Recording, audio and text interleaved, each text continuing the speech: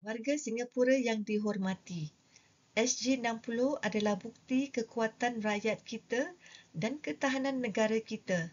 Ia mengingatkan kita tentang cabaran yang telah kita atasi dan perpaduan yang telah membawa kita ke sini. Namun ketika kita meraikan, kita juga mesti merenung kerja yang masih perlu dilakukan.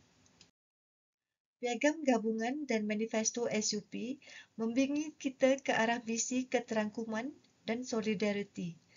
Mereka menyeru kepada Singapura di mana setiap anak mempunyai permulaan yang kukuh, di mana perumahan dan penjagaan kesihatan boleh diakses dan di mana peluang tidak terlihat oleh keadaan seseorang.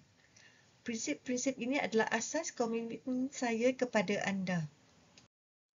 Dalam pilihan raya ini, saya berjanji untuk memperjuangkan dasar-dasar yang merapatkan jurang, memperkasakan komuniti kita dan memastikan setiap warga Singapura mempunyai peluang untuk berkembang maju.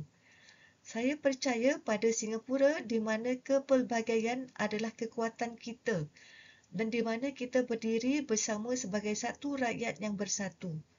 Terima kasih dan bersama-sama, mari kita maju ke hadapan. Undilah saya, Noraini binti Yunus, undilah Parti Bersatu Singapura. Mari ke hadapan bersama.